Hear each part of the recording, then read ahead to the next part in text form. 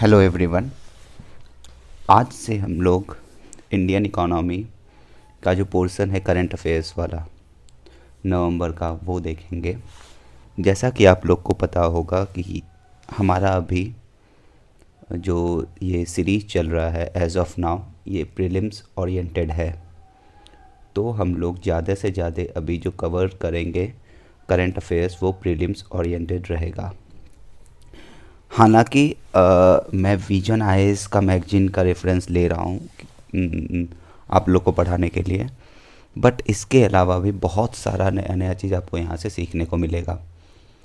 बहुत बहुत ऐसे कॉन्सेप्ट्स होंगे जो का विजन आईएएस के मैगजीन से डिफरेंट होंगे यहाँ पे, और उसके अलावा बहुत कुछ बताया जाएगा। प्रीवियस ईयर्स क्वेश्चंस वगैरह भी डील किए जाएंगे, जैसा कि आप लोग पहले सेशन से देखते आ रहे होंगे। तो चलो अब हम लोग स्टार्ट करते हैं। देखो, आरबीआई ने एक रिपोर्ट रिलीज़ करा है जिसका टाइटल है state finances a study of budgets of 2021 2022 2021 22, और इसका थीम क्या था? Coping with the pandemic a third tier dimension. ये तो एक रिपोर्ट था जो आरबीआई ने रिलीज़ करा, और ये जो टॉपिक है वो स्टेट फाइनेंस के अंदर है, स्टेट फाइनेंसेस के अंदर है ये जो टॉपिक है।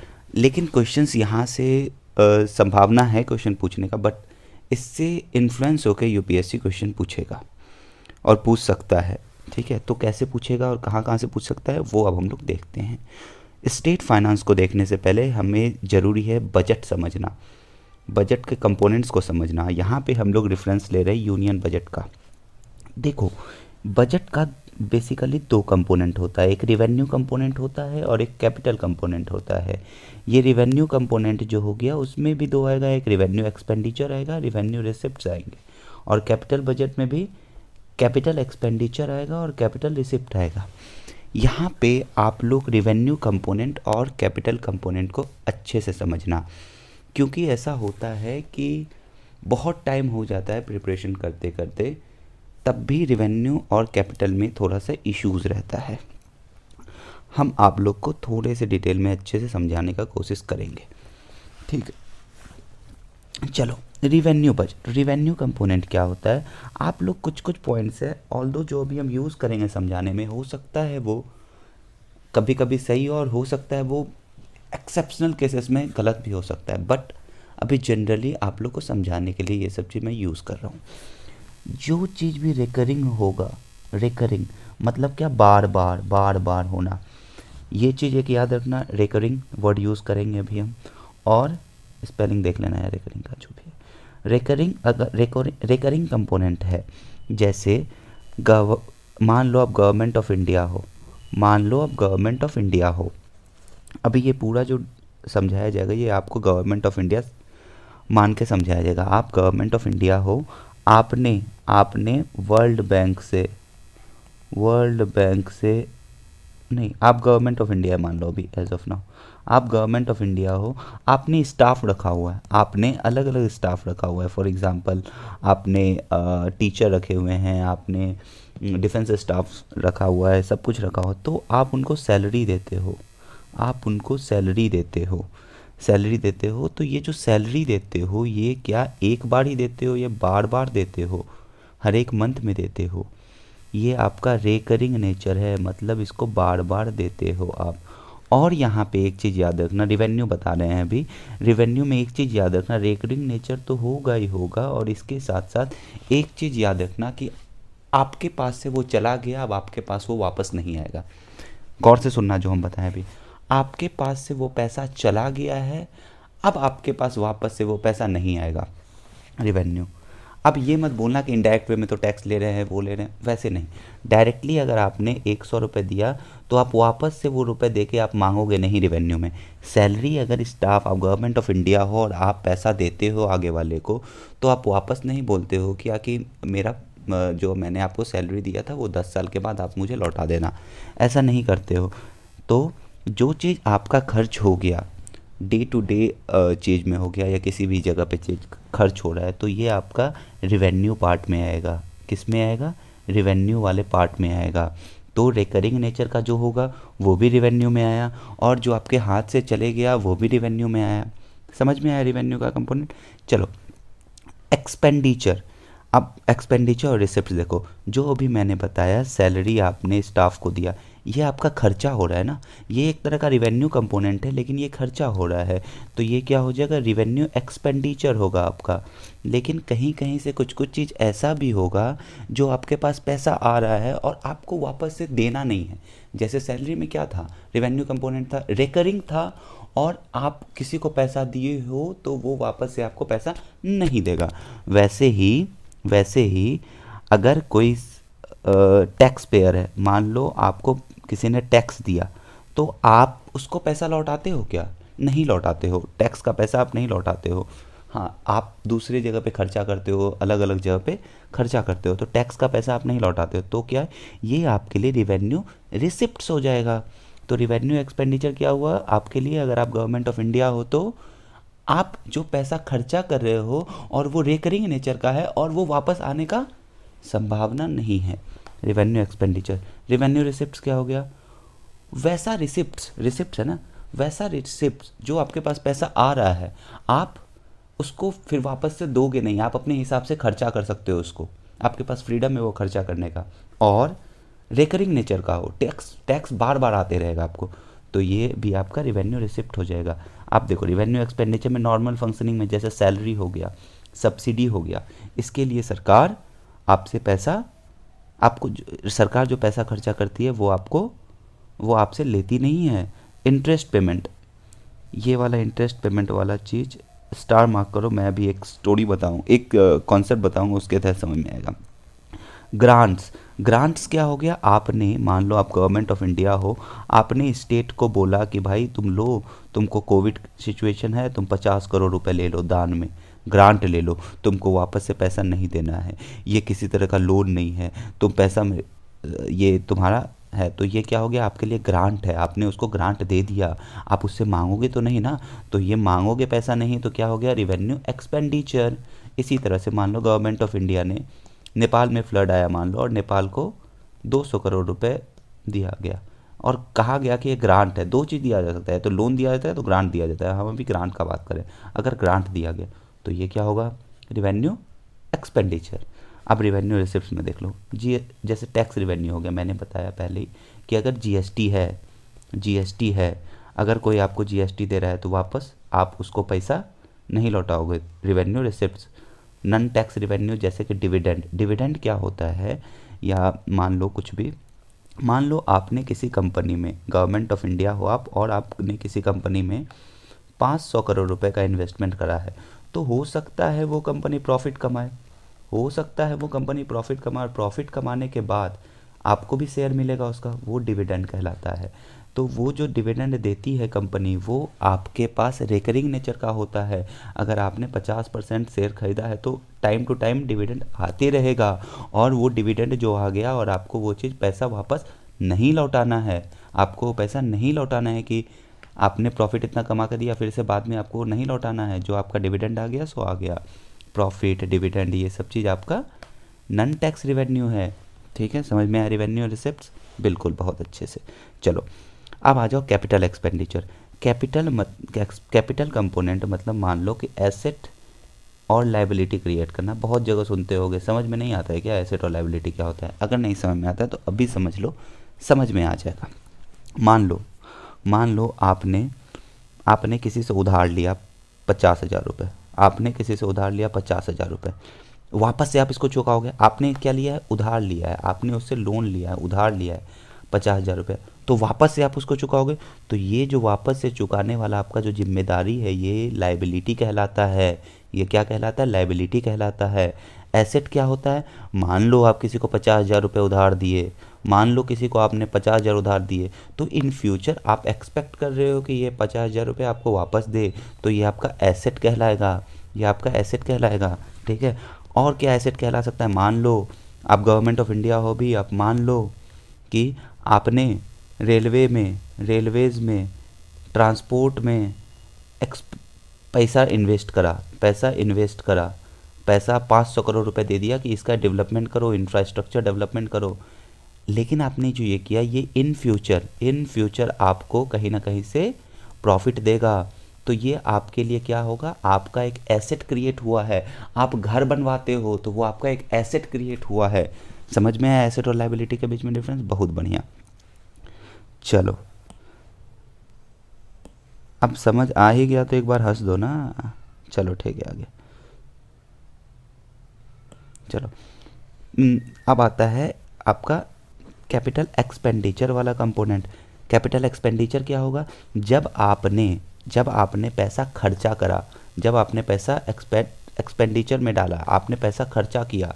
जैसे आप जो है, आप जब पैसा खर्चा करते हो तो आप पैसा खर्चा कर रहे हो, इसका क्या मतलब हुआ, या तो आप लोन दे सकते हो, इंफ्रास्ट्रक्चर बिल्डिंग बनवा सकते हो, ये सब जो बनवा रहे हो तो पैसा खर्चा करने से क्या हो रहा है, पैसा खर्चा करने से आपका एसेट तो बन रहा है ना जी। तो जब कैपिटल एक्सपेंडिचर के केस में, और दूसरा चीज़ क्या होता है, आपने कहीं से लोन लिया है और आप वो लोन को चुका रहे हो, लोन को चुका रहे हो तो भी आप पैसा खर्चा करके लोन को चुका रहे हो। अच्छे से समझना।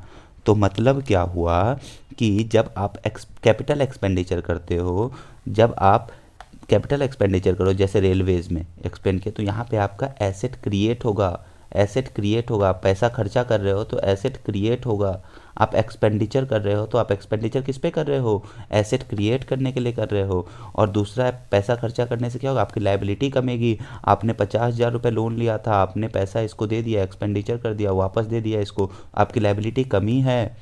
जैसे आपने लोन लिया था उस लोन को चुका दिया तो आपकी लायबिलिटी कमी है। उसी तरह से देखो कैपिटल रिसिप्ट्स के केस में, कैपिटल रिसिप्ट्स के केस में देखो देखो ये करता है, क्रिएट करता है लायबिलिटी, जैसे टेकिंग लोन। जैसे यही चीज़ हो गया, आपने कैपिटल रिसिप्ट एक्सपेंडिचर में पैसा खर्चा करा था, रिसिप्ट में क्या करोगे, पैसा वापस लोगे। कैपिटल रिसिप्ट में क्या करोगे, पैसा वापस, सॉरी कैपिटल रिसिप्ट में आपका पैसा आएगा। मान लो आपने वर्ल्ड बैंक से, मान लो आपने वर्ल्ड बैंक से 50 करोड़ रुपए का, 500 करोड़ रुपए का लोन लिया, तो ये आपके लिए लायबिलिटी क्रिएट हो रहा है आपके ऊपर। और ये जो लायबिलिटी आपके ऊपर क्रिएट हो रहा है 500 करोड़ रुपए का, 500 करोड़ रुपए का जो लायबिलिटी आपके ऊपर क्रिएट हुआ है 500 करोड़ रुपए का, ये जो आपने लोन लिया, इससे क्या, लोन लेने से पैसा क्या हुआ आपका, आपका लायबिलिटी बढ़ा है लोन लेने, मतलब कि अगर आप रिसिप्ट करते हो कैपिटल तो आपका लायबिलिटी बढ़ता है। अगर आपने लोन लिया इसका मतलब आपके पास कैपिटल रिसिप्ट आया है, लेकिन तो इससे क्या हुआ, आपका लायबिलिटी बढ़ा है, क्रिएट्स लायबिलिटी। और रिड्यूसेस एसेट्स, जैसे मान लो आप कोई पीएसयू में आपका शेयर है 50% का, आप इस शेयर को बेच देते हो, तो यहाँ से आपके पास कुछ पैसा आएगा, कैपिटल आया आपके पास, यही तो है कैपिटल रिसिप्ट्स आया आपके पास। अब ये जो कैपिटल रिसिप्ट्स आया था, ये आपका कोई एसेट खया आपके हाथ से, आपने 50% को बेच दिया, मतलब आपका एसेट्स हाथ से चले गया, उसके बदले में पैसा आ रहा है, तो ये रिड्यूस करता है एसेट्स को। जैसे कि एग्जांपल डिसइन्वेस्टमेंट ले लो। समझ में आया? चलो अब हमने बोला था इंटरेस्ट पेमेंट वाले चीज़ को अच्छे से समझने के लिए। अभी देखो एक छोटा सा एग्जांपल देंगे, देखना कितना अच्छे से मज़ेदार तरह से समझ में आएगा। देखो मान लो अभी गवर्नमेंट ऑफ इंडिया आप हो, अभी थोड़ी देर तक गवर्नमेंट ऑफ इंडिया रहो, थोड़ी देर के बाद गवर्नमेंट ऑफ स्टेट भी बनाया जाएगा, ठीक है। मान लो आप गवर्नमेंट ऑफ इंडिया हो, आपको वर्ल्ड बैंक 500 करोड़ का लोन दिया, और ये 500 करोड़ रुपए अगर मान लो आपको लोन दिया, तो ये प्रिंसिपल होगा आपके लिए। 500 करोड़ आपके लिए प्रिंसिपल है। प्रिंसिपल क्या होता है, जो ये प्रिंसिपल आपके लिए हो गया 500 करोड़ रुपए, और इसके बदला आप कुछ इंटरेस्ट भी तो दोगे। आपको हो सकता है कुछ इंटरेस्ट फ्री लोन्स भी होता है, उसका बात नहीं करें, ये इंटरेस्ट वाला लोन है। मान लो 500 करोड़ रुपए का लोन दिया है वर्ल्ड बैंक आपको, और आपको बोला है कि साल का साल आपको 5 करोड़ रुपए देना है, साल का साल आपको 5 करोड़ रुपए इंटरेस्ट देना है। तो और ये प्रिंसिपल 20 साल के लिए आपको लोन है, मान लो 20 ईयर्स के लिए लोन दिया है। ये तो प्रिंसिपल तो इतना ही रहेगा, 500 करोड़ तो आपको 20 साल बाद चुकाना ही है, उसके साथ साथ आपको साल के साथ 5 करोड़ रुपए देना है, साल के साथ 5 करोड़ रुपए इंटरेस्ट देना है, और लास्ट में आपको 500 करोड़ रुपए चुका देना है। अच्छे से समझना यहाँ पे, बहुत अच्छे से बना। लोन क्या है आपका, ये 500 करोड़ रुपये है आपका लोन, 500 करोड़ रुपये है। अभी जो ऊपर पढ़े ना उसका ये होगा, देखो लोन आपका 500 करोड़ रुपये का है, ये लोन, ठीक है। तो ये क्या है आपका 500 करोड़ जो लोन जो है, ये आपका क्या है, ये आपके लिए है कैपिटल रिसिप्ट्स। आपके पास कैपिटल रिसिप्ट्स आई है। अच्छा कैपिटल रिसिप्ट्स है तो क्या बढ़ेगा, लायबिलिटी आपकी बढ़ेगी, ठीक है। कैपिटल रिसिप्ट लायबिलिटी आपकी बढ़ेगी। 100 करोड़। और आप देखो इंटरेस्ट रेट आपको क्या है 5 करोड़ रुपए हर साल में, तो इंटरेस्ट पेमेंट तो आपको 5 करोड़ रुपए तो हर साल करना ही होगा ना। तो ये देखो तो रेकरिंग है क्या, रेकरिंग है, हर हर साल आपको 5-5 करोड़ रुपए देना है, तो ये रेकरिंग है। इंटरेस्ट पेमेंट रेकरिंग है, लेकिन वो जो लोन है वो जो लास्ट 20 साल के बाद आप चुकाओगे ये रेकरिंग नहीं है, लोन आपको हर साल नहीं दिया जा रहा है इस केस में। यहाँ पे आपको इंटरेस्ट हर साल जा रहा है, रेकरिंग है, तो ये आपका हो जाएगा इंटरेस्ट पेमेंट जो है आपका, यही तो है इंटरेस्ट पेमेंट जो आप 5 करोड़ रुपए दे रहे हो साल का, और यही इंटरेस्ट पेमेंट क्या हो जाएगा, रेवेन्यू एक्सपेंडिचर हो जाएगा, कि आपका खर्चा हो रहा है साल का साल, और ये रेकरिंग नेचर ऑफ खर्चा है, तो ये क्या हो जाएगा, तो ये हो जाएगा आपका रिवेन्यू एक्सपेंडिचर।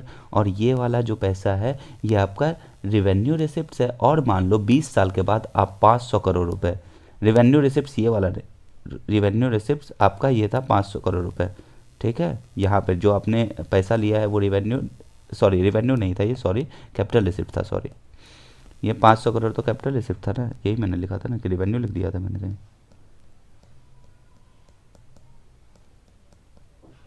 नहीं कैपिटल रिसिप्ट ये लिखा था, से वो गलती से प्रोनाउंसिएट हो गया था, प्रोनाउंसिएशन में थोड़ा सा इश्यूज आ गया था। और यहाँ पे देखो कैपिटल रिसिप्ट है ये नहीं, 500 करोड़ रुपए जो लोन लिया है वो आपका कैपिटल रिसिप्ट है, ये आपको याद होना चाहिए। अब मान लो 20 साल हो गया, 20 साल हो गया, आपको 500 करोड़ रुपए चुकाना है, आपने 500 करोड़ रुपए चुका दिया। आप यहाँ पे जो 500 करोड़ रुपए चुकाओगे लोन वाला अमाउंट, ये क्या होगा आपका, रिवेन्यू एक्सपेंडिचर होगा या कैपिटल एक्सपेंडिचर होगा। हाँ तो आपको पता होना चाहिए कैपिटल एक्सपेंडिचर है, क्योंकि हर साल के साल आप 500 करोड़ रुपए नहीं चुका रहे थे, ये लोन जो था आपका कैपिटल रिसिप्ट था, और इस लोन का जो आप अमाउंट पे कर दोगे ये कैपिटल एक्सपेंडिचर हो जाएगा। ये वाला 500 करोड़ रुपए जब 20 साल बाद दे दोगे तो क्या हो जाएगा, कैपिटल एक्सपेंडिचर हो जाएगा, ठीक है। और ये कैपिटल एक्सपेंडिचर आपके ऊपर से लाइबिलिटी को कम कर रहा है, लाइबिलिटी को कम कर रहा है। चलो आगे चलते हैं, समझ में आया, चलो जब समझ में आ गया तो आगे बढ़ो। देखो यहाँ पे अब आते हैं टॉपिक पे, ये थोड़ा सा बेसिक्स था जो बहुत कन्फ्यूजन होता है इसलिए बताना ज़रूरी था। चलो अब आते हैं कंसोलिडेटेड फंड ऑफ स्टेट, ये ऐसा डायग्राम आपको विजन के मैगजीन में भी कुछ इस टाइप का डायग्राम मिलेगा, ये वाला diagram consolidated fund of state का। देखो इसमें भी कैपिटल बजट होगा, एक रिवेन्यू बजट होगा। अगर स्टेट गवर्नमेंट है तो उसका भी तो कंपोनेंट होगा ना भाई, अलग अलग कैपिटल बजट होगा और रिवेन्यू बजट होगा। उसी तरह से देखो कैपिटल रिसिप्ट्स होगा इसका, कैपिटल डिसबर्समेंट हो गया, डिसबर्समेंट मतलब कैपिटल एक्सपेंडिचर होगा, और रिवेन्यू एक्सपेंडिचर होगा, रिवेन्यू रिसिप्ट्स होगा, ठीक है। कैपिटल रिसिप्ट में आपका क्या आ जाएगा, recovery loans and advances, disinvestments, new borrowing by the government. मान लो गवर्नमेंट ऑफ स्टेट हो, थोड़ा देर के लिए आप यहाँ पे गवर्नमेंट ऑफ स्टेट हो और गवर्नमेंट ऑफ इंडिया ने आपको पैसा दिया आपको 500 करोड़ रुपए लोन पे, तो ये गवर्नमेंट ऑफ स्टेट जो आप हो अभी थोड़ी देर के लिए, ये गवर्नमेंट ऑफ स्टेट आपके लिए क्या होगा, आपके लिए ये कैपिटल रिसिप्ट होगा, कैपिटल रिसिप्ट होगा। और मान लो आप गवर्नमेंट ऑफ स्टेट हो और आपने पंचायत को, लोकल बॉडीज़ को 50 करोड़ रुपए दिया कि जाओ तुम ऐस करो, और ये पैसा आप लोन नहीं दे रहे हो, मान लो ये आपको दान दे दिए, मतलब ग्रांट्स दे दिए, तो ये वाला क्या होगा, ये वाला आपके लिए है रिवेन्यू एक्सपेंडिचर, क्योंकि जो ग्रांट्स आप दान दे देते हो किसी को वो आपका रिवेन्यू एक्सपेंडिचर होता है। अगर ये पंचायत को 50 करोड़ रुपए अगर लोन दिया होता तो क्या होता, किसी भी पंचायत को या किसी म्यूनसिपैलिटी को 50 करोड़ रुपए लोन दिया होता तो क्या होता, कैपिटल एक्सपेंडिचर। ये ग्रांट दिया है इसलिए क्या हुआ, बताओ, ये वाला जो था ये ग्रांट था ना, जो अभी हम बताए थे ये ग्रांट था, इसलिए आपका रिवेन्यू एक्सपेंडिचर हो गया। अगर यही लोन देता है इसको तो कैपिटल एक्सपेंडिचर होता। चलो समझ में आ गया आप लोग को शायद, अब ये कैपिटल वगैरह से वाला सीन समझ में आ गया ना। अब चलो, अब गवर्नमेंट ऑफ स्टेट बहुत रह लिया, अब या गवर्नमेंट ऑफ इंडिया अब आ जाओ काम पे। चलो ये न्यू बोरोइंग्स बाय गवर्नमेंट, ये भी कैपिटल रिसिप्ट्स हो जाएगा। कैपिटल डिसबर्समेंट, लोन्स का रिपेमेंट देना, एक्सपेंडिचर का बात किया जा रहा है, कैपिटल डिसबर्समेंट या कैपिटल रिसिप्ट भी मान लो। रिवेन्यू एक्सपेंडिचर नॉर्मल फंक्शनिंग जैसे सैलरी हो गया, ग्रांट्स टू लोकल बॉडीज़ हो गया। Revenue receipts grant from union government, non tax revenue, tax revenue, ये सब चीज़ आपको रिवेन्यू रिसिप्ट्स में आ जाएगा। चलो कैसे आएगा समझ में आ गया ना, चलो ठीक है। चलो ऊपर समझा दिए बहुत अच्छे से ये वाले में, चलो आगे। चलो, इससे इंस्पायर्ड होकर और कुछ कुछ चीज़ इंपॉर्टेंट हो जाता है कि सेंट्रल गवर्नमेंट जो डेट लेती है, सेंट्रल गवर्नमेंट जो डेट लेती है वो कहाँ कहाँ से लेती है। देखो, पब्लिक डेट होता है सेंट्रल गवर्नमेंट का और अदर लाइबिलिटीज़ होता है।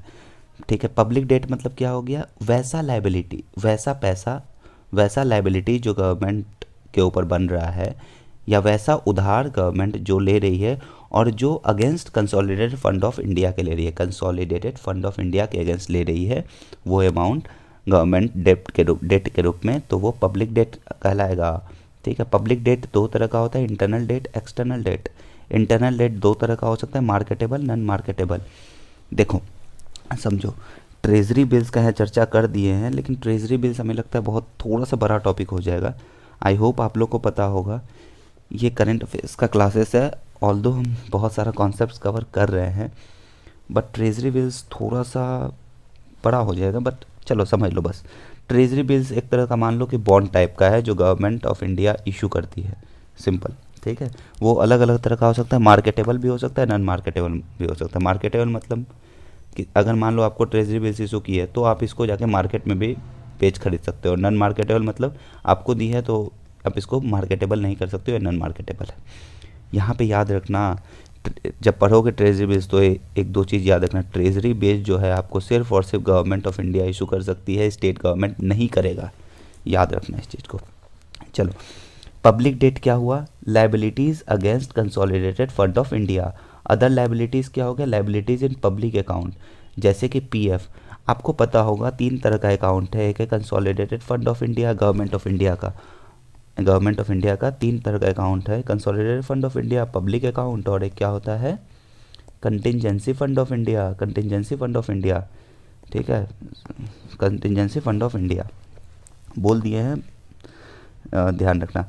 चलो, और जो दूसरी अदर लाइबिलिटीज़ है, जैसे कि पीएफ हो गया, पीएफ अदर लाइबिलिटीज़ है आपका। अदर लाइबिलिटीज़ क्यों है ये, क्योंकि आपका जो पीएफ कटता है, आपका जो अगर जॉब करते हो तो आपका जो पीएफ कटता है वो गवर्नमेंट के पास तो जा रहा है, गवर्नमेंट ऑफ इंडिया के पास, लेकिन एक टाइम के बाद गवर्नमेंट ऑफ इंडिया को तो वो पैसा चुकाना है ना भाई, तो गवर्नमेंट ऑफ इंडिया के लिए तो वो लाइबिलिटीज़ है ना। और इसी तरह से पीएफ जो आप दे रहे हो वो भी एक तरह से लाइबिलिटीज़ है गवर्नमेंट ऑफ इंडिया को, वो भी एक तरह से डेट दे रहे हो आप गवर्नमेंट ऑफ इंडिया को, उधारी दे रहे हो गवर्नमेंट ऑफ इंडिया को, डेट है वो एक तरह से गवर्नमेंट ऑफ इंडिया के लिए। चलो, अदर लाइबिलिटीज़ समझ गए, लाइबिलिटीज़ इन पब्लिक अकाउंट जैसे कि पीएफ। इंटरनल देखो, from domestic sources like example treasury bills, government securities etcetera. External मतलब फॉरेन सोर्सेज से। ये वाला जो यहाँ पे था उसको एक्सप्लेनेशन थोड़ा सा दे दिए हैं। क्वेश्चन है यूपीएससी सीएससी 2016 का, which of the following is are included in the capital budget में कौन होता है, ये बता रहा है। कैपिटल बजट आते के साथ आपके दिमाग में क्या रहना चाहिए, एसेट और लाइबिलिटीज़ के बारे में बात करेगा, ये एसेट और लाइबिलिटी के बारे में बात करेगा। ठीक है, चलो, एसेट और लाइबिलिटीज़ अगर इसमें बन रहा है तो फिर कैपिटल बजट होगा। जैसे पहला ऑप्शन है expenditure on acquisition of assets like roads, buildings, machinery. ये क्या है आपका कैपिटल एक्सपेंड, ये तो कैपिटल तो कंपोनेंट है, कैपिटल बजट है। कैपिटल बजट मतलब क्या, दोनों होगा, कैपिटल एक्सपेंडिचर भी, कैपिटल रिसिप्ट्स भी। ये क्या है, कैपिटल तो है लेकिन इस कैपिटल में भी क्या है, कैपिटल एक्सपेंडिचर है ये आपका, क्योंकि एक्सपेंडिचर हो रहा है एसेट्स क्रिएट करने के लिए, तो ये सही होगा। Loans received from foreign governments, loans आपका रिसीव्ड हो रहा है फॉरेन गवर्नमेंट से, लोन आ रहा है तो लोन है तो कैपिटल कंपोनेंट, रिसीव्ड हो रहा है तो क्या हो जाएगा ये कैपिटल रिसिप्ट्स, हाँ तो ये कैपिटल कंपोनेंट है। उसके बाद तीसरा है लोन्स एंड एडवांसेस, यहाँ पे था granted to the states and union territories. ये ग्रांटेड समझ के ये मत समझना कि ग्रांट के बारे में बात करें, नहीं, अच्छे से समझोगे जब तो ये ग्रांटेड मतलब देना, यहाँ पे ग्रांटेड का मतलब दूसरा है। और क्या दिया जा रहा है, लोन्स और एडवांस दिया जा रहा है स्टेट गवर्नमेंट को, और लोन्स और एडवांस जब दिया जाता है तो वो क्या है, ये भी कैपिटल है। और किस तरह का कैपिटल कंपोनेंट है, कैपिटल एक्सपेंडिचर का कंपोनेंट है ये। तो तीनों के तीनों सही हो जाएगा, आंसर आपका 1 2 3 हो जाएगा। चलो, which one of the following is responsible for the preparation and presentation of union budget. तो याद रखना डिपार्टमेंट ऑफ इकोनॉमिक अफेयर्स, ये याद नहीं है मुझे कि कौन सा साल, मतलब याद है बट आप लोग एक बार श्योरिटी के साथ देख लेना कि ये शायद ये यूपीएससी सीएससी 2010 का क्वेश्चन है क्या, देख लेना 2010 का क्वेश्चन जहाँ का भी है। तो ये डिपार्टमेंट ऑफ इकोनॉमिक अफेयर्स का रिस्पॉन्सिबिलिटी है preparation and presentation of union budget. चलो, नेक्स्ट टॉपिक पे आते हैं, national multi dimensional poverty index. National multi dimensional poverty index, देखो समझो ये बहुत इंपॉर्टेंट है, very very important for your examination, क्योंकि एमपीआई ऐसे ही बहुत इंपॉर्टेंट है वर्ल्ड के लिए, मल्टी डायमेंशनल पॉवर्टी इंडेक्स ऐसे ही बहुत इंपॉर्टेंट है। ये पहला नेशनल एमपीआई है, मतलब नेशनल लेवल पे जो एमपीआई है ये पहला है। ये किसके द्वारा निकाला गया है, तो नीति आयोग के द्वारा निकाला गया है in collaboration with UNDP OPHI, UNDP और ओपीएचआई, याद रखना इस चीज़ को, किसके द्वारा, नीति आयोग के द्वारा, किसके कोलैबोरेशन में, यूएनडीपी एंड ओपीएचआई। चलो एमपीआई के बारे में थोड़ा सा देख लेते हैं। ये पहली बार 2010 में आया था। इसका 3 डायमेंशन है, 10 इंडिकेटर है, सब के सब डायमेंशन, सब के सब इंडिकेटर याद होना बहुत ज़रूरी है, बहुत ज़रूरी है। हमने सब 3 डायमेंशन लिख दिया है, 3 इंडिकेटर नहीं लिखा है। इसमें से आप लोग को एमपीआई का 10 के 10 इंडिकेटर देखना है ऑनलाइन कि कौन कौन सा है, और अच्छे से आपको पता करना है। देखो 3 माइक्रो डायमेंशन है इसके पॉवर्टी का, ऑफ पॉवर्टी एमपीआई का 3 डायमेंशन है। क्या क्या, हेल्थ, एजुकेशन, लिविंग स्टैंडर्ड। इसी के अंदर इसका बहुत सारा इंडिकेटर होगा, इसका कुछ इंडिकेटर, इसका कुछ इंडिकेटर, इसका कुछ इंडिकेटर्स, और ये सब मिलके आपका टोटल 10 होगा एमपीआई के केस में बात करें।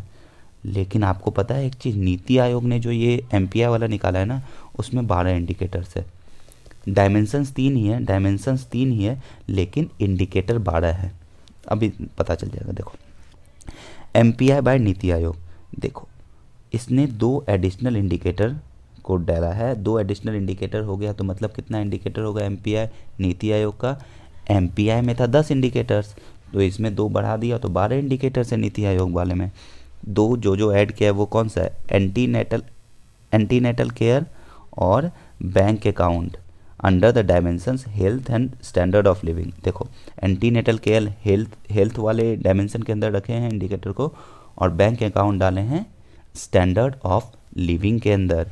देखो पहला MPI for India is based on the reference period 2015-16 of the NFHS, मतलब कि जो पहला वाला जो एमपीआई आया है, ये जो 2015-16 का एनएफएचएस का डाटा है, जो रेफरेंस है उसके बेसिस पे किया गया है। तो हाईएस्ट पॉवर्टी स्टेट और यूनियन टेरिटरी कौन है, बिहार है, जिसमें 51.91% के आसपास है, followed by Jharkhand and Uttar Pradesh. और lowest poverty state slash union territories क्या है, केरला है, जिसमें 0.71% ही हैं, followed by Puducherry and Lakshadweep. चलो अब इंडिया का एफर्ट्स है टू मेज़र पॉवर्टी।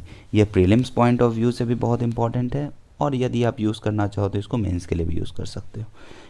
कुछ कुछ पॉइंट्स जो रहेंगे इस सेशन में, कुछ कुछ पॉइंट्स प्रीलिम्स के भी लिए भी होल्ड करते हैं बहुत सही, और मेंस के लिए भी वो चीज़ बहुत सही होल्ड करते हैं, तो आप लोग उसके हिसाब से देख लेना। चलो प्री इंडिपेंडेंस में दादा भाई नौरोजी, प्री इंडिपेंडेंस में दादा भाई नौरोजी 1901 में poverty and un British rule in India के बारे में बात किए थे। उसके बाद national planning committee 1938, Bombay plan authored in 1944। फिर पोस्ट इंडिपेंडेंस देखो प्लानिंग कमीशन, ये विजन में दिया हुआ है, अच्छे से आप लोग देख सकते हो ये वाला चीज़। प्लानिंग कमीशन वर्ड्स थोड़ा बहुत इधर उधर हो सकता है। Planning commission working group in 1961, separate poverty line for rural and urban India, हालांकि मैंने इसको भी विजन से लिखा है।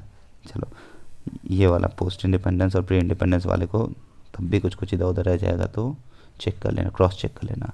दांदेकर and Rath in 1971, poverty on calorie intake, अलग committee in 1979, poverty line on national requirement nutritional requirements, Lakdawala committee 1993, based on calorie consumption and introduced state specific poverty lines. उसके बाद तेंदुलकर कमेटी इन 2009, ये देखना अच्छे से पढ़ना है इसको, introduced a uniform poverty line basket, it shifted from calorie consumption basket and included private health and education expenditure and use of mix reference period for estimates. Rangarajan committee 2014, separate all India rural and urban basket. इसमें रटना था, ये रटना था, तो आप लोग को मैंने रीड आउट कर दिया, आप लोग एक बार देख लेना। चलो इंसॉल्वेंसी एंड बैंकरप्सी कोड 2016, देखो न्यूज़ में इसलिए है कि जीएन वाजपेयी कमेटी ने का एक रिपोर्ट था ऑन आईबीसी 2016 जो कि रिलीज हुआ है। देखो आईबीसी 2060 का जो रिजोल्यूशन प्रोसेस है वो स्ट्रेस्ड एसेट्स के लिए है। स्ट्रेस्ड एसेट्स ऑफ कंपनी हो गया, एलएलपी हो गया, प्रोप्राइटरशिप हो गया, और पार्टनरशिप फर्म हो गया, इंडिविजुअल होगा, ये सब का अगर स्ट्रेस्ड एसेट्स है तो इसके लिए रिजोल्यूशन के लिए प्रावधान है आईबीसी 2016 में। चलो, आपने जैसे पढ़ा ऊपर इंसॉल्वेंसी एंड बैंकरप्सी कोड, तो कुछ कुछ टर्म्स है, इंपॉर्टेंट टर्म्स है जो आपको देखना चाहिए। जैसे इंसॉल्वेंसी क्या होता है, जब आपने 1,000 रुपये आपने यहाँ पे आपने ऊपर गवर्नमेंट ऑफ इंडिया ये सब चलता है, यहाँ पे मान लो विजय माल्या नहीं यार, मान लो कोई एक आदमी है जो कि आपको पैसा लिया, ठीक है। अब वो आदमी अगर लोन चुका नहीं पा रहा है, उसके पास एबिलिटी नहीं है कि वो चुका पाए लोन को, तो वो इंसॉल्वेंसी हो जाएगा, इंसॉल्वेंट कहलाएगा। लेकिन अभी तो इनेबिलिटी नहीं है पेमेंट करने का, तो इंसॉल्वेंट कह रहे हो उसको। लेकिन जब कोई भी एक कोर्ट या लीगल डिक्लेरेशन हो जाता है कि वो आदमी इंसॉल्वेंट हो चुका है और उसके पास पैसा नहीं है पे करने का, तो वो कंडीशन बैंकरप्सी कहलाएगी। मतलब लीगल डिक्लेरेशन ऑफ इंसॉल्वेंसी, ये बैंकरप्सी। लिक्विडेशन क्या होता है, मान लो कोई कंपनी था, वो कंपनी पेमेंट वगैरह नहीं कर पाया तो उसको बेच दिया जाएगा, उसका लिक्विडिफिकेशन कर दिया जाएगा, ठीक है, उसको वाइंड अप किया जाएगा उसका पूरा सिस्टम को, तो ये होगा liquidation, process of winding up an entity. और आईबीसी क्या है आपका, इंसॉल्वेंसी एंड बैंकरप्सी कोड, ये एक तरह का टाइम बाउंड प्रोसेस है टू रिजॉल्व इंसॉल्वेंसी। चलो आईबीसी प्रोसेस देख लो। पहले क्या होता है, कोई भी पहले जो पिटीशन आता है, अगर मान लो कोई कंपनी है, इस कंपनी को अगर इस कोड से गुजरना है तो क्या प्रोसेस होगा, पहले तो पिटीशन फाइल किया जाता है एनसीएलटी के पास, किसके पास, नेशनल कंपनी लॉ ट्राइब्यूनल के पास आपका पिटीशन पेश किया जाता है। उसके बाद कमिटी ऑफ क्रेडिटर कंस्टिट्यूट किया जाता है, एनसीएलटी के पास गया पिटीशन, उसके बाद कमिटी ऑफ क्रेडिटर कंस्टिट्यूट किया गया, जो कि कमिटी ऑफ क्रेडिटर देखेगा कि क्या क्या करना है, कैसे कैसे। उसके बाद रिजोल्यूशन प्रोफेशनल, ये एक तरह के एक्सपर्ट होते हैं जो रिजॉल्व करेंगे आपका जो अगर कुछ प्रोसेस है, तो रिजोल्यूशन प्रोफेशनल टेक्स प्लेस। उसके बाद आपके पास जाता है जो ये सीओसी जो फॉर्म हुआ था ना, ये सीओसी अप्रूव करेगा रिजोल्यूशन। आरपी जो है तुम्हारा रिजोल्यूशन प्रोफेशनल जब नियुक्त होंगे तो ये एक रिजोल्यूशन प्लान बनाएंगे अलग अलग स्टेक होल्डर से मिल करके बात करके। अब रिजोल्यूशन प्लान जो बनाएं, उस रिजोल्यूशन प्लान को अप्रूव करेगा कौन, ये जो ऊपर सीओसी बना था ना, यही अप्रूव करेगा, COC committee of creditors approves resolution plan. उसके बाद यदि अप्रूव नहीं हो पाता है, यदि अप्रूव नहीं हो पाता है तो उस कंपनी का लिक्विडेशन कर दिया जाएगा। चलो कुछ कुछ इंपॉर्टेंट पॉइंट्स है जो मैंने देखा है, उसको देख लो। देखो कंपनी जो है, कंपनी खुद का अगर कोई कंपनी है, उसको अगर रिजोल्यूशन के लिए जाना है तो कंपनी खुद से भी आप फाइल कर सकती है पिटीशन कि उसके कंपनी में कुछ कुछ इश्यूज चल रहा है, स्ट्रेस वगैरह है, तो आप कुछ रिजोल्यूशन करो। उसके बाद प्रमोटर्स जो होते हैं, कंपनी के जो प्रमोटर्स होते हैं, वो खुद के कंपनी के लिए बिड नहीं कर सकते हैं, क्रेडिटर्स जो है can withdraw application with in 30 days.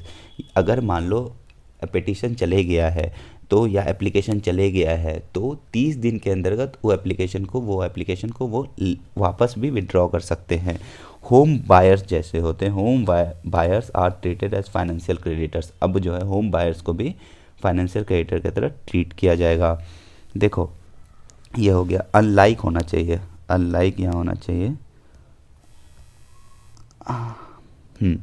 Unlike SARFAESI में क्या था ना, सरफाइसी एक्ट भी इसी तरह से था कि लोन वगैरह को वापस से इकट्ठा करा जा सके, वापस से आप अगर कोई भी लोन चुकता नहीं कर पा रहा है तो उसके लिए स्टेप्स था सरफाइसी के अंदर भी, कैसे उससे उस चीज़ को लिया जा सके लोन वाले अमाउंट को। लेकिन वो था अगर लोन कोलेट्रल के बेसिस पे है तभी। अगर मान लो 500 करोड़ रुपए का लोन लिया है किसी ने और उसने कोलेट्रल जमा करा है कुछ भी, या कोलेट्रल रखा है, तभी सरफाइसी के अंदर तभी सरफाइसी के अंदर काम होता था। लेकिन आईबीसी में अच्छे से काम होता था। मतलब आईबीसी में जो है वो भी लोन्स को कवर किया जाता है आईबीसी में, जो कोलेट्रल के बिना दिया गया है। विदाउट कोलेट्रल जो किया गया उसको भी आईबीसी में रखा जाता है, बहुत इंपॉर्टेंट पॉइंट है। चलो, और जो है 14 दिन एनसीएलटी के पास होता है to decide on application. Application आया तो उसको एक्सेप्ट करना है कि क्या करना है, उसके लिए 14 दिन एनसीएलटी को दिया हुआ है, और टोटल 330 डे है प्रोसेस को कंप्लीट करने के लिए।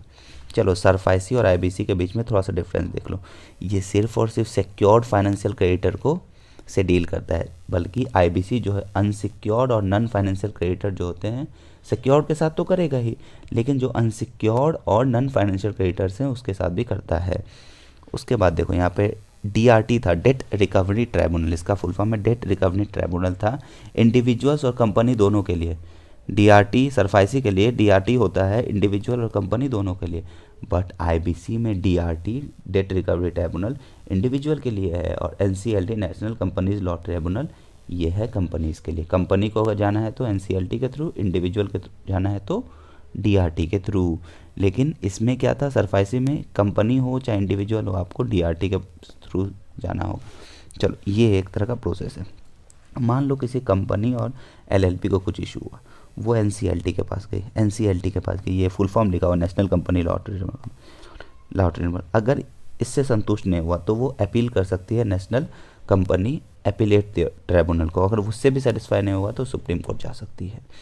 और अगर मान लो कोई इंडिविजुअल है या पार्टनरशिप है, वो किसके पास जाएगी, पहले डीआरटी डेट रिकवरी ट्राइब्यूनल के पास जाएगी, फिर अगर एपीलेट करना हो तो डेट रिकवरी एपीलेट ट्राइब्यूनल के पास, उसके बाद फिर से सुप्रीम कोर्ट। चलो, रिजोल्यूशन टाइमलाइन एंड प्रोसेस, ऐसा कुछ डायग्राम आपके विजन में बता हुआ है। देखो, मान लो डिफ़ॉल्ट हुआ, उसके बाद अपॉइंट होगा इंसॉल्वेंसी प्रोफेशनल, फिर मोरेटोरियम पीरियड होगा 330 दिन का, उसके बाद क्रेडिट कमेटी फॉर्मेशन होगा, और यदि क्रेडिट कमेटी फॉर्मेशन हुआ और 66% ऑफ द क्रेडिटर्स अप्रूव कर देता है उस प्लान को, तो इम्प्लीमेंट करो वो प्लान को, अगर नहीं करता है तो लिक्विडेशन के लिए जाओ उस कंपनी का। समझ में? अगर कर देता है तो इम्प्लीमेंट करो प्लान को, अगर नहीं करता है तो लिक्विडेशन के लिए जाओ। चलो, नेक्स्ट टॉपिक है prompt corrective action. Under this, देखो ये सब थोड़ा सा सिंपल है, मतलब एक बार पढ़ लोगे तो भी समझ में आ जाएगा, चलो तब भी देख लो। प्रॉम्प्ट करेक्टिव एक्शन क्या होता है, इसके अंतर्गत क्या होता है, आरबीआई जो है किसी बैंक को, जनरली आरबीआई जो है, जनरली क्या बहुत बार ऐसा होता है कि आरबीआई किसी बैंक को, यदि बैंक का सिचुएशन डमाडोल है, अच्छे से काम वाम नहीं कर पा रहा है, कुछ फाइनेंशियल इश्यूज़ हैं, तो प्रॉम्प्ट करेक्टिव एक्शन के तहत उसको रख सकती है। अंडर दिस कौन रख सकती है, आरबीआई रखती है, उनके लिए अलग अलग पैरामीटर्स हैं। Under this banks with weak financial metrics are put under watch by RBI, by the RBI. ये इंट्रोड्यूस हुआ था आरबीआई के द्वारा कब, 2002 में। The framework was reviewed in 2017 based on the recommendation of the working group of the Financial Stability and Development Council and the Financial Sector Legislative Reforms Commission। ये vision में आपको ये सब थोड़ा बहुत मिल जाएगा, हो सकता है कुछ शॉर्ट कर दिए होंगे हम, मिल जाएगा ये सब। ये जो है ना पीसीआई, वहाँ से मिल सकता है आपको। चलो, नॉन परफॉर्मिंग एसेट क्या होता है, ये इससे इंस्पायर होकर यूपीएससी ये पूछ सकती है, देख लो। यदि कोई लोन या एडवांस है जिसका या तो प्रिंसिपल या तो इंटरेस्ट पेमेंट ड्यू रह गया, ओवर ड्यू रह गया है for a period of 90 days, तो उसको नॉन परफॉर्मिंग एसेट्स के कैटेगरी में रखा जाएगा।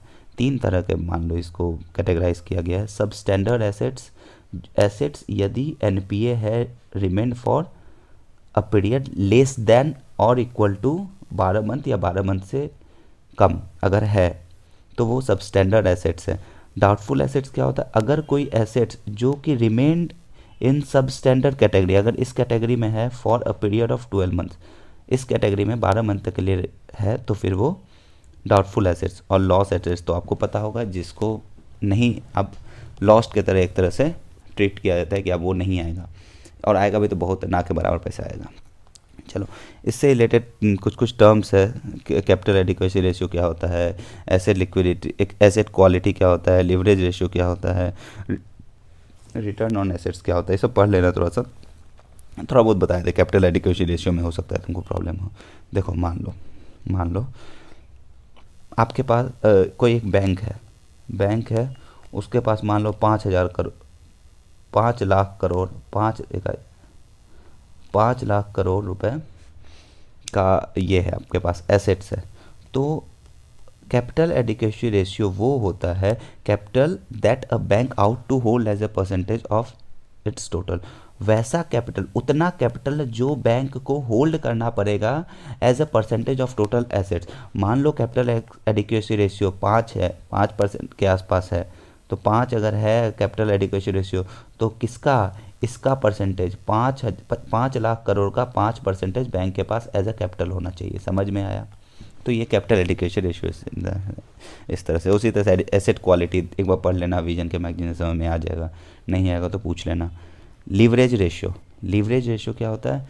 ये देखता है लेंडर कितना स्ट्रेच कर सकता है अपने आप को borrowing funds to generate income, कितना इनकम जनरेट करना है उसके हिसाब से कितना स्ट्रेच कर सकता है लीवरेज रेशियो। लीवरेज रेशियो वही बताता है।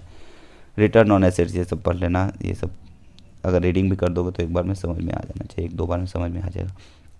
उसके बाद recent changes introduce to the PCA framework, ये इंपॉर्टेंट है आपके लिए एग्जामिनेशन पॉइंट ऑफ व्यू से, ये भी इंपॉर्टेंट है। ऊपर वाला सब तो इंपॉर्टेंट है ही, पढ़ लेना इसलिए। Recent changes introduced to the PCA framework, PCA framework would apply to all banks operating in India including foreign banks, सबके लिए अलाउ है, फॉरेन बैंक्स और जो भी बैंक इंडिया में ऑपरेट कर रही है।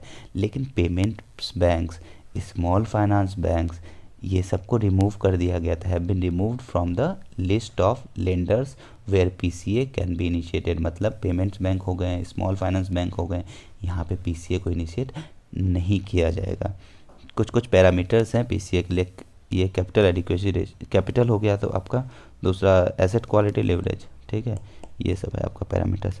देखो हाउएवर इवन अंडर पीएसए के अंदर अगर कोई बैंक है तब भी वो अलाउड है इन्वेस्ट करने के लिए इन गवर्नमेंट सिक्योरिटी, ये गवर्नमेंट है, ये government securities and other high quality liquid investment, तो भी अगर पीसीए के अंदर आता है तो भी वो इन्वेस्ट कर सकता है गवर्नमेंट सिक्योरिटीज़ या फिर हाई क्वालिटी लिक्विड इन्वेस्टमेंट्स में।